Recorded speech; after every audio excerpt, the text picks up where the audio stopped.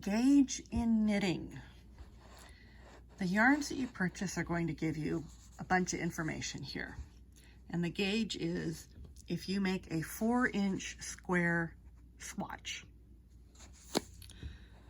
This particular yarn says for 4 inches wide, that's actually 12 stitches. And for 4 inches tall, that's 17 rows, and all of it's with a size 10.5 needle. Why does it matter?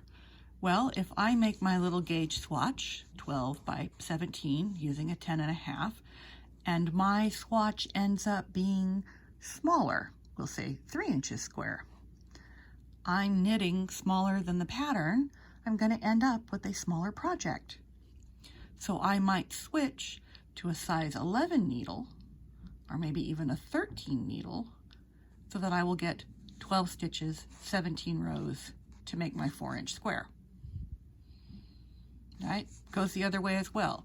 I follow theirs and I end up with a swatch that's 4.5 stitches, or 4.5 inches, or 5 inches square. I move to a smaller needle to make it tighter and get that. Right? So that's what that's telling you. This, of course, is how fine or thick the yarn is. You know, how chunky is it going to be? This one's a little thicker. Fun. All right, this one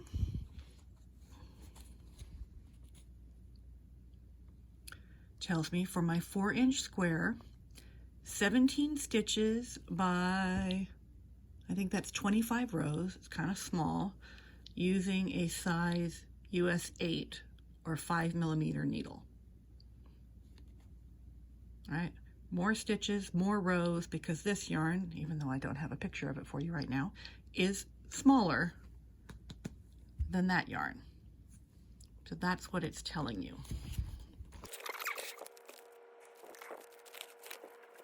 Here we go. This one tells me 17 stitches, 23 rows. That makes my 4-inch square, using a US size 7 needle, or 4.5mm. That's what the gauge is on all of these. So here my gauge from the yarn. 4 inches square, 12 stitches, 17 rows on a size US 10.5. Here we've got our pattern in here. Now this one happens to be crochet, but it's the same kind of idea. This is giving me my gauge. 10 stitches, 11 rows, equals 4 inches. And that's using a size 10.5 crochet hook, or size K. If I'm making a blanket, which is what this is, who cares about the gauge?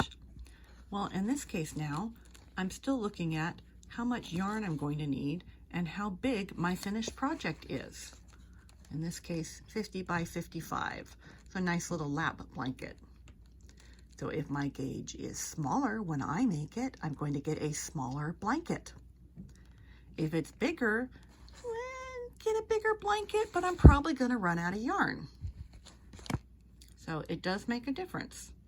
Sometimes you care, sometimes you don't, but that's why they give you that information. So continuing on gauge.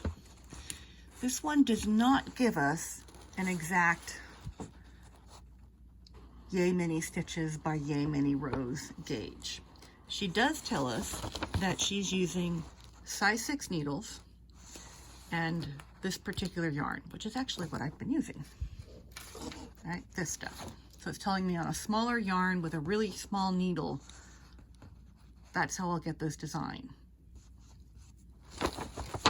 If I do everything she does, I end up using about 45 yards to make this pattern, so I can make I don't know how many out of my project.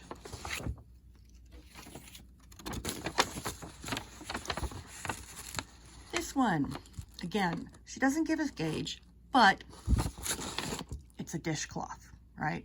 Or a washcloth. Gauge doesn't matter as much, except, as in the one before, you want your pattern to show. So this definitely needs to be done on a smaller gauge, right? Smaller needles, smaller stitches, so that you can clearly see the contrast between the jersey background and the pearl design. So she told me she was using size 4 needles, nice small needle. And her finished size was 8.5 by 9 inches. So theoretically, mine will be 8.5 by 9 or thereabouts.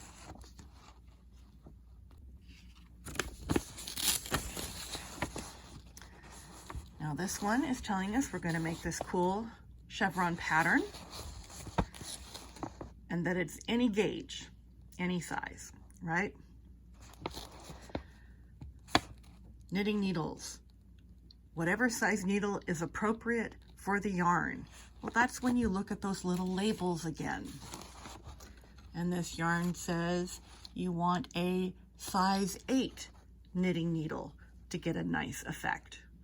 So if I was using this yarn to make this design, I'd start with a size 8 needle and see how things went. All right, if I was using this big honkin' fluffy stuff, I was using a size 10.5 needle. All right, I'll make a big fluffy chevron that I may or may not see. So that's what they're telling you